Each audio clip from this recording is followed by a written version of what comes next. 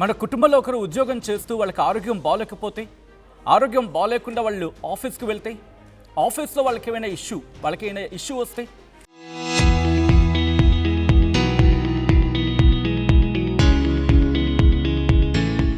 ఆ యాజమాన్యం వాళ్ళని హాస్పిటల్కి తరలించకపోయినా పర్వాలేదు, కనీసం కుటుంబానికైనా చెబితే, లేకపోతే హాస్పిటల్కి తరలిస్తే, ఈ రెండూ చేయకపోయినా కనీసం వాళ్ళ పట్ల కాస్తంత కనికరం చూపించినా పర్వాలేదు. మరి ముఖ్యంగా ఆఖరి క్షణం ఒకవేళ వాళ్ళు మరణించారనుకుందాం, అదైనా ఆ కుటుంబానికి చెప్పాలి కదా. అలా చెప్పకుండా రోడ్డు మీద పడేస్తే, ఇదే ప్రస్తుతం హైదరాబాద్లో జరిగింది. మానవత రోడ్డు మీదకి వచ్చేస్తుంది. మనిషి అనే వ్యక్తి అసలు ఉన్నాడా? జాలి, దయా, కరుణ ఇలాంటి ఉంటాం కదా, వాటి జాడెక్కడైనా ఉందా? ఇదే క్వశ్చన్ రైజ్ అవుతుంది ఇప్పుడు ఈ స్టోరీ వింటే. హైదరాబాద్ ఎర్రమంచిల్ గలేరియా పీవీఆర్ మాల్లో దారుణం జరిగింది. యాజమాన్యం నిర్లక్ష్యంతో ఉద్యోగి చనిపోయాడంటోంది ఆ కుటుంబం. కొన్నేళ్లుగా హౌస్ కీపింగ్ సూపర్వైజర్గా పనిచేస్తున్నాడు సత్యనారాయణ. ఛాతిలో నొప్పి వస్తుందని ఇంటికి వెళ్తానని చెప్పుకొచ్చాడు యాజమాన్యానికి. అయినా పీవీఆర్ మాల్ యాజమాన్యం పట్టించుకోలేదు. దీంతో నొప్పితోనే డ్యూటీ చేస్తూ సత్యనారాయణ హఠాన్ మరణం చెందారు. సినిమా ప్రొజెక్టర్ ముందే పడిపోయారు సత్యనారాయణ. చనిపోయినా కూడా కనికరం చూపలేదు ఆ యాజమాన్యం.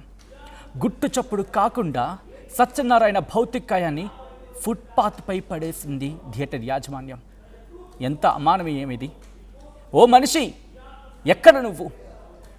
ఓ మానవత్వమా, ఇంకా బతికే ఉన్నావా? రోడ్డు మీదకి వచ్చేసావు కదా ఈరోజు అని చెప్పి ఘటన చూస్తే అనిపిస్తూ ఉంటుంది. ఈ విషయం తెలుసుకొని ఆ మాల్ దగ్గరికి ఆ కుటుంబం పరిగెత్తుకెళ్ళింది. మండు టెండలు తార్ రోడ్డు సలసలా కాగుతూ ఉంటే, పరుగులు పెడుతూ ఉంటే ఆ కుటుంబం, అక్కడ చూసిన వాళ్ళందరూ కూడా నిర్ఘాంతపోయారు. అక్కడ చూసిన వాళ్ళందరూ కూడా ఏం జరుగుతుందో అర్థం కాలేదు వాళ్ళకి. రోడ్డుపై నిర్జీవంగా పడున్న భర్తను చూసి భార్య గుండెలు పగిలేలా ఏడ్చింది. నా భర్తని రోడ్డుపై పడేశారండి అంటూ బోరున విలపించింది ఆ భార్య. నా భర్త మృతికి యాజమాన్యమే కారణమంటూ ఆ భార్య మండిపడుతోంది. మాల్లో ధర్నాకు దిగింది సత్యనారాయణ కుటుంబం. యాజమాన్యంపై చర్యలు తీసుకోవాలని డిమాండ్ చేస్తూ ఉంది. ప్రభుత్వాలు చర్యలు తీసుకుంటాయా? ఈ కుటుంబానికి అండగా నిలుస్తాయా? సమాజం మేల్కొంటుందా? ఈరోజు ఈ ఘటన మీద రియాక్ట్ కాకపోతే పరిస్థితి ఏంటి మీరు చూడొచ్చు. ఆ తల్లి, ఆ భార్య తన భర్త భౌతికాయాన్ని ఫుట్పాత్ మీద చూసి, ఏమయ్యా దీనికోసమని ఇక్కడ పనిచేశావు? ఏదో కడుపు నింపుకుందామని, జీవితాన్ని వెళ్ళదిద్దామని చెప్పి ఉద్యోగంలో చేరితే ఉద్యోగి ప్రాణాలు కోల్పోతే, అక్కడికి కనీసం కుటుంబానికి తెలియజేయకపోగా ఫుట్పాత్ మీద పడేస్తారా? ఎవరికయ్యా సినిమాలు చూపించేది?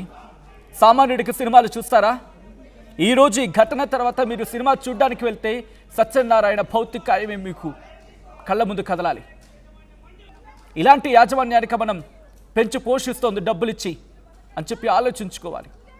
ఆ కుటుంబం చేస్తున్న ఆరోపణలకు సంబంధించి, ఆరోపణ కాదు, ఆ కుటుంబం మాట్లాడుతున్న మాటలు చూస్తూ ఉంటే గుండెలు పగిలేలా ఉన్నాయి. ఇంత మానవీయమా? ఇంత దుర్మార్గమా?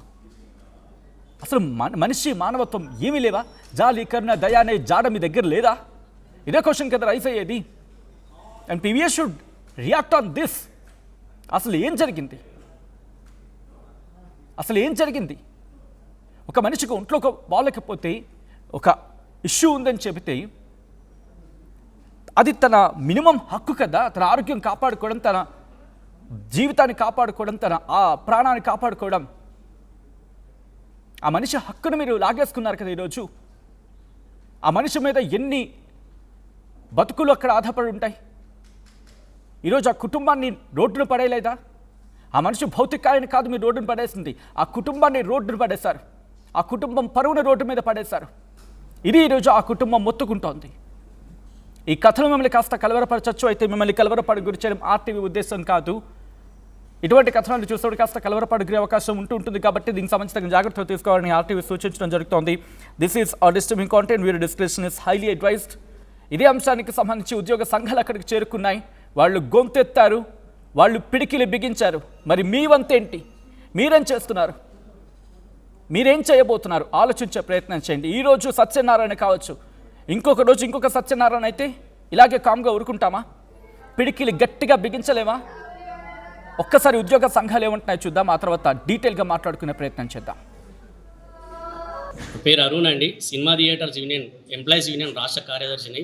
ఇక్కడ ఎర్రమంజిల్లో పీవీఆర్ ఐనాక్స్ ఏదైతే ఉందో, పీవీఆర్ ఐనాక్స్లో సత్యనారాయణ అని చెప్పేసి హౌస్ కీపింగ్ సూపర్వైజరు యథావిధిగా నైట్ డ్యూటీలో ఉన్నప్పుడు, విధులలో ఉన్నప్పుడు రాత్రి 12 గంటల 1 ప్రాంతంలో వాంతులు విరేచనాలతో ఇబ్బంది పడుకుంటా, స్టమక్ పెయిన్ తోటి ఇవన్నీ ఇబ్బంది పడుకుంటా డ్యూటీ చేయలేనని చెప్పేసి తీవ్రమైన పని ఒత్తిడి వల్ల మేనేజ్మెంట్కి ఇన్ఫామ్ చేస్తే మేనేజ్మెంట్ వెంటనే స్పందించి అతన్ని హాస్పిటల్ తీసుకోకుండా ఒక హౌస్ కీపింగ్ బాయ్ని అతనితో పాటు ఇచ్చేసి మాల్ ఎంట్రన్స్ ఏదైతే ఉందో బెడ్ పైన తీసుకెళ్ళి కూర్చోబెట్టాడు. ఆ గేట్ పైన కూర్చున్నప్పుడు కూడా బాధితుడు ఎంతమైన తీవ్రమైన కడుపు నొప్పితోటి గిలగిలా కొట్టుకుంటుంటూ కూడా మేనేజ్మెంట్ స్పందించకుండా ఎలాంటి చర్యలు హాస్పిటల్ తీసుకుపోయి అతని ప్రాణానికి ఏదైనా హాస్పిటల్ తీసుకుపోతే బతికేవాడే నువ్వు హాస్పిటల్ స్పందించుండే. అలా స్పందించకుండా బాధితుని బయటకు పంపించేసి బాధితుడు తీవ్రమైన కడుపు నొప్పితోటి కుటుంబ సభ్యులకు ఇన్ఫర్మేషన్ ఇచ్చారు. 3 గంటల ప్రాంతంలో కుటుంబ సభ్యులకు ఇన్ఫర్మేషన్ అతని బ్రదర్ వచ్చాడు. బ్రదర్ వచ్చేసి ఇమీడియట్లీ అప్పుడు పక్కన ఉన్న హాస్పిటల్ తీసుకెళ్తే అప్పటికే పల్స్ రేట్ అనేది పడిపోయింది. డాక్టర్లు ఇమీడియట్లీ తీసుకొచ్చేసినప్పుడు, సార్ చాలా లేట్ చేశారు, మీరు 12-1 గంటల ప్రాంతంలో అయినప్పుడు ఇమీడియట్లీ తీసుకొస్తే బాధితుడు బతికేవాడేమో, కానీ ఇప్పుడు ఆల్రెడీ పల్స్ రేట్ అనేది 90% పడిపోయింది, మేమేం చేయలేమని చెప్పేసి ఆల్రెడీ బాధితుడు చనిపోయాడని పంపించండి. సో మేమేం బాధితురాలి కుటుంబ సభ్యులతో కూడా మాట్లాడితే బాధితునికి 3 పిల్లలు అండి, 2 ఆడపిల్లలు 1 కొడుకు, చిన్న పిల్లలు ఉన్నారు. అతనికి 18,000 జీతం అంట. ఇక్కడ 18,000తోటి తల్లి కూడా పెరాలసిస్ తోటి మంచాన పడి ఉంది. ఇప్పుడు కుటుంబ పెద్ద సంపాదించేవాడే ఇప్పుడు చనిపోయినాడు పీవీఆర్ ఐనాక్స్ మేనేజ్మెంట్ వల్ల, పని ఒత్తిడి వల్ల.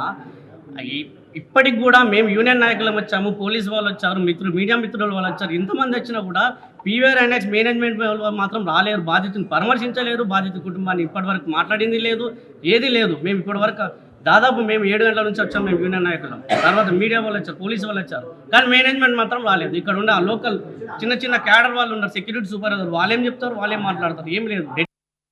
పీవీఆర్ బయటనే గేట్ బయట ఉన్నది, అంబులెన్స్లో ఉన్నది. కానీ వాళ్ళ ఎంప్లాయ్ చనిపోతేనే ఇంత నిర్లక్ష్యంగా వ్యవహరిస్తున్నారు అంటే మిగతా ఎంప్లాయ్లకు ఏం రక్షణ ఇస్తున్నారు? అదే ఒక సూపర్వైజర్ చనిపోతేనే ఇట్లుంది.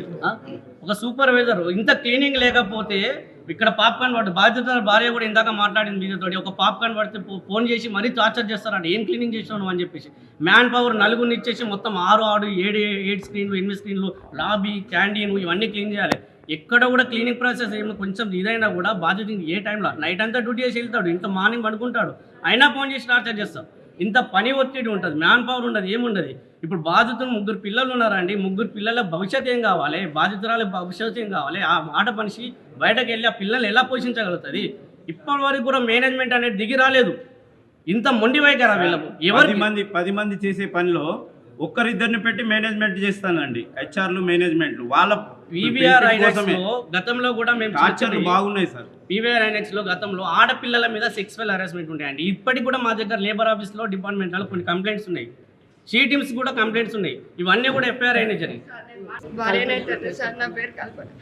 ఇక్కడ వర్క్ ప్రెషర్ ఎంత ఉంటుందంటే అసలు తను నైట్ డ్యూటీ చేసి వచ్చినా కూడా ఆడిటింగ్ అయినా సరే, అది క్యానల్ కింద ఇంత పాప్కార్న్ ఉన్నా, ఒక టిష్యూ ఉన్నా కూడా ఫోన్ చేసి మళ్ళీ తిడతారు సార్, ఫొటోస్ లేవు, అవి లేవు, ఇవి లేవు అని వర్క్ టెన్షన్ పెడతారు ఇంటికి వచ్చినా సరే. నిన్న తనకి హెల్త్ బాగాలేదని వాళ్ళ ఎగ్జిక్యూటివ్కి ఫోన్ చేసి, సార్ నేను ఈరోజు డ్యూటీకి రాలేను, నా హెల్త్ బాగాలేదంటే, లేదు ఈరోజు నువ్వు రావాల్సిందే, రేపు వీక్ ఆఫ్ తీసుకో అని చెప్పడం వల్ల మా ఆయన అసలు డ్యూటీకి వచ్చింది సార్. పేటరావు అనే ఎగ్జిక్యూటివ్కి ఫోన్ చేసింది సార్, మా ముందరనే నాకు హెల్త్ బాగాలేదు, ఆల్రెడీ అత్తమ్మకు మొన్న పెరాలసిస్ వచ్చి శాలిని హాస్పిటల్లో అడ్మిట్ చేసినాం సార్.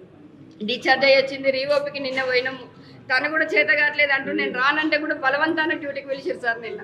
సరే పిలిచిన వాళ్ళు పిలిచారు, ఇక్కడ హెల్త్ బాగాలేకుంటే ఇక్కడ దగ్గర పట్ల మస్తు హాస్పిటల్ ఉన్నాయి, వేస్తే నేను వచ్చి బిల్లు కట్టుకునేదాన్ని కదా సార్.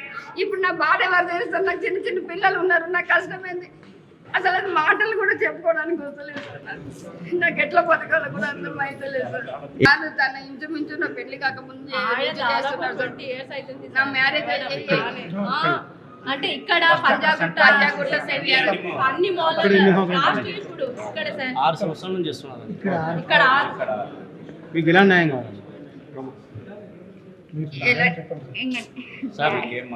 అంటే మ్యాన్ పవర్ లేదని సార్ వాళ్ళకి కూడా ఫోన్ చేసేవాడు సార్. తను వాళ్ళు ఉంటారు కదా సార్, మ్యాన్ పవర్ సెట్ చేసే వాళ్ళు ఏమంటారు సార్, Contact basis. వాళ్ళకి ఫోన్ చేసి సార్ మ్యాన్ పవర్ లేదు, నా ఒక్కని వల్ల అయితే లేదు సార్, నేను మానేస్తా అంటే అట్లా నాకు సతీష్ నేను మ్యాన్ పవర్ని పెడతా, కావాలంటే నువ్వు ఇంటి దగ్గర నుంచి తెచ్చుకో, డైలీ పేమెంట్ చేస్తాను, మళ్ళీ వీళ్ళు ఆఫరించేవాళ్ళు సార్. ఒకసారి మీరు రిజిస్టర్ చూడండి, డే డ్యూటీ చేస్తే ఎన్ని గంటల డ్యూటీ, పొద్దున ఎన్ని గంటలకు వస్తే నైట్ ఇంటికి ఎన్ని గంటలకు వస్తాడు ఒకసారి రిజిస్టర్ చూడండి సార్. తను నడవలేని వెహికల్ ఉంది సార్, తనకు చేత కావట్లేదని ఇంకా వెహికల్ ఇక్కడే పార్కింగ్ ఉంది, బ్యాగ్ ఇక్కడే ఉన్నది. నాకు ఫోన్ చేసి అన్నను పంపి అంటే అన్న మా ఆయనని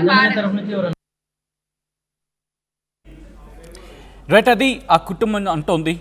దీనికి సంబంధించి డీటెయిల్గా మాట్లాడుకునే ప్రయత్నం చేద్దాం. మా ప్రతినిధి పవన్ అప్డేట్స్ అందించేందుకు సిద్ధంగా ఉన్నారు. పవన్, ప్రస్తుతం అక్కడ ఎటువంటి పరిస్థితులు ఉన్నాయి? At the same time PVR మీద ఏమైనా కేసు రిజిస్టర్ చేయడం జరిగింది, ఇన్వెస్టిగేషన్ ఏమైనా జరుగుతోందా? ఎస్ సచిన్, ఒక యాజమాన్య నిర్లక్ష్యం, ముమ్మాటికి ఒక యాజమాన్య నిర్లక్ష్యంతో ఒక ఎండు ప్రాణం కోల్పోవాల్సి వచ్చింది. పంజగుట్ట ఎర్రమంజిల్ గలేరియా పీవీఆర్ మాల్ యాజమాన్యం నిర్లక్ష్యం వల్ల అందులో స్వీపర్ గా పనిచేస్తున్న, ఏదైతే సూపర్వైజర్ క్లినిక్ పనిచేస్తున్న ఎవరైతే వ్యక్తి ఉన్నాడో ఆ వ్యక్తి సత్యనారాయణ సమగ్ర కుటుంబం అతనంతా కూడా అతనే పోషిస్తా ఉన్నాడు. అతని ఉద్యోగం మీద అంతా కూడా ఆధారపడి ఉంది. ఈ నేపథ్యంలో అతనికి ఆరోగ్యం బాగాలేదు, నేను ఈ రోజు డ్యూటీకి రాలేను అని పదే పదే చెప్పుకున్నా కూడా చాలా నిర్లక్ష్యంగా, ఎంత కర్కశంగా నువ్వు రావాల్సిందే, తప్పనిసరిగా రావాల్సిందే అంటూ కూడా అతని డ్యూటీకి వచ్చాక వదలలేదంట.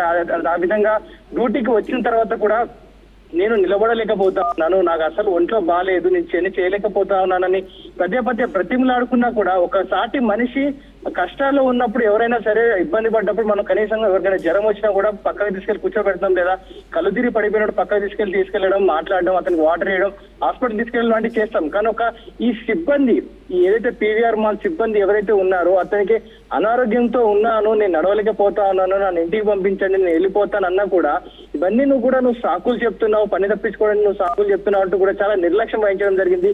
ఈ నేపథ్యంలోనే అతను ఇక భరించలేక, ఆ నొప్పితో భరించలేక, ఉన్న ఆరోగ్య సమస్యల వల్ల భారంతో అతను అదే థియేటర్ రూమ్ లో కుప్పకూలిపోవడం జరిగింది. ఆ తర్వాత అతన్ని హాస్పిటల్ కి తీసుకెళ్లడం, లేకపోతే అంటే అంబులెన్స్ తీసుకురావడం చేయకుండా అప్పటికి నిర్లక్ష్యం వహించి ఆ బాడీని బయటికి తీసుకెళ్లడం జరిపోయింది. బయటికి తీసుకెళ్లి ఇదంతా కూడా బయటే జరిగింది, మా హాస్పిటల్లో మా మాల్లో ఏం జరగలేదు అన్నట్టుగా సృష్టించే ప్రయత్నం చేస్తా ఉన్నారు.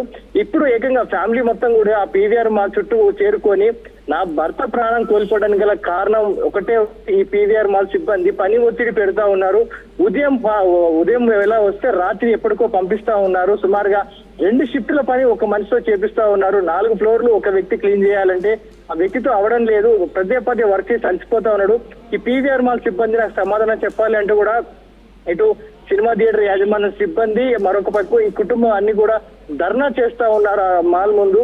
ఇప్పటికి కూడా కనీసం అంతమంది సిబ్బంది వచ్చి ఎవరైతే ఉన్న థియేటర్ యాజమాన్యం కావచ్చు, మిగతా బయట థియేటర్ యాజమాన్యం, ఏరియా లీడర్స్, ఇలాగే కుటుంబ సభ్యులు ధర్నా చేస్తున్నా కూడా పీవీఆర్ మాల్ సిబ్బంది వచ్చి మాట్లాడడానికి కూడా నిరాకరిస్తా ఉన్నారు. మాకే సంబంధం లేదు అన్నట్టుగా వ్యవహరిస్తున్నారు. ఎవరి పని వాళ్ళు చూసుకుంటూ లోపల సెక్యూరిటీ వాళ్ళని లోపల రానికుండా బయట నిర్వహించే ప్రయత్నం చేస్తా ఉన్నారు. కానీ దీనిపై మేము పోరాడతాం, వీరిపై కేసు పెడతాం, ఎందుకంటే ఒక వ్యక్తి ప్రాణం కోల్పోవడానికి గల కారణం ఈ సిబ్బంది, ఆ మేనేజర్ ఎవరైతే ఉన్నారో, ఈ అతనిపై సూపర్వైజర్ ఎవరైతే ఉన్నారో ఆ సమయానికి ఆరోగ్యం బాగాలేదు, నేను వెళ్తాను అని పదే మొత్తుకున్నా కూడా పంపించకుండా, అంటే ప్రాణం పోయేదాకా, ప్రాణం కళ్ళ ముందే పోతున్నా కూడా చూస్తాను అన్నట్టుగా అంత రాక్షసంగా, కర్కశంగా వ్యవహరించిన వ్యక్తులపై కఠినమైన చర్యలు తీసుకోవాలంటూ కూడా ఆ కుటుంబ సభ్యులు ఆవేదన వ్యక్తం చేస్తా ఉన్నారు. ఈ మేరకు వీరు పంజగుట్ట పోలీస్ స్టేషన్ లో కూడా కేసు నమోదు చేయడం జరిగింది. దీనిపై మాల్, ఏదైతే పీవీఆర్ మాల్ పై యాక్షన్ తీసుకుంటామంటూ కూడా పోలీసులు చెప్తా ఉన్నారు. Sachin. Right Pavan, thanks for the update. మొత్తంగా అయితే మాత్రం ఈ ఘటన ఒక్కసారిగా సమాజంలో మానవత్వం, మనిషి, ఈ రెండింటి మనుగడను ప్రశ్నార్థకంలో పడేసింది. హైదరాబాద్ ఎర్రమంజిల్ గలేరియా పీవీఆర్ మాల్లో దారుణం జరిగింది. యాజమాన్యం నిర్లక్ష్యంతో ఉద్యోగి మరణించాడు. కొన్నేళ్లు హౌస్ కీపింగ్ సూపర్వైజర్గా పనిచేస్తున్నాడు. ఇన్ఫ్యాక్ట్ కొన్నేళ్లుగా సత్యనారాయణ ఛాతిలో నొప్పి వస్తుందని ఇంటికి వెళ్తానని చెప్పినా కూడా పీవీఆర్ మాల్ యాజమాన్యం పట్టించుకోలేదు. నొప్పితోని డ్యూటీ చేస్తూ సత్యనారాయణ మృతి చెందారు. సినిమా ప్రొజెక్టర్ ముందే పడిపోయారు సత్యనారాయణ. ఇన్ఫ్యాక్ట్ చనిపోయిన తర్వాత కూడా కనికరం చూపలేదు యాజమాన్యం. గుట్టు చప్పుడు కాకుండా సత్యనారాయణ భౌతికాయాన్ని ఫుట్పాత్ పైనే వదిలేసింది యాజమాన్యం. విషయం తెలుసుకుని మాల్కి చేరుకుంది ఆ కుటుంబం. రోడ్డుపై నిర్జీవంగా పడున్న భర్తను చూసి గుండెలు పగిలేలా ఏడుస్తోంది భార్య. నా భర్తను రోడ్డుపై పడేశారంటూ బోరును విలపిస్తోంది భార్య. తన భర్త మృతికి యాజమాన్యమే కారణమంటూ మండిపడుతోంది భార్య. మాల్లో ధర్నాకు దిగింది సత్యనారాయణ కుటుంబం. యాజమాన్యంపై చర్యలు తీసుకోవాలని డిమాండ్ చేస్తోంది.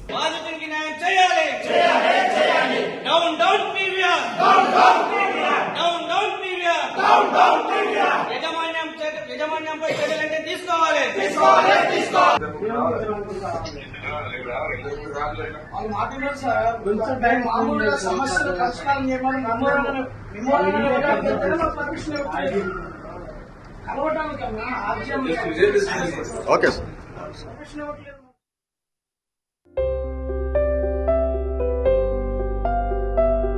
చిన్న చిన్న ఆనందాలు 35 ఏళ్లుగా నా జీవితంలో లేవు. 35 ఏళ్లుగా నేను డైపర్లలో బ్రతికాను. 6 సెంటీమీటర్ల ఫిస్టులా నా మూత్రాశయంలో లీక్ కారణమైంది. ఎవరూ నాకు సహాయం చేయలేకపోయారు. ఏఐఎన్యూలో వైద్యులను కలిసే వరకు. అక్కడ వారు రోబోటిక్ శస్త్రచికిత్సతో నాకు పరిష్కారం ఇచ్చారు. వారు నా ఆత్మవిశ్వాసాన్ని కూడా తిరిగిచ్చారు. Precision Care makes it possible. The Center for Robotic Surgery at AINU.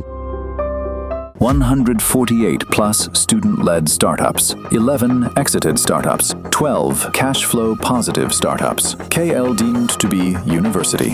CBSE 2026 10th ఫలితాలలో Sri Chaitanya school all India all time record. Sri Chaitanya all India top mark 500కి 499, ఆపైన 2, 498, ఆపైన 9, 497, ఆపైన 19, 496, ఆపైన 41, 495, ఆపైన 59, 490 మార్కులు, ఆపైన 268 మంది విద్యార్థులు. అన్ని బ్రాంచీలలో 100% పాస్ పర్సెంటేజ్. దేశం మొత్తంలో ఇంతటి ఫలితాలు ఒక్క శ్రీ చైతన్య స్కూల్ కే.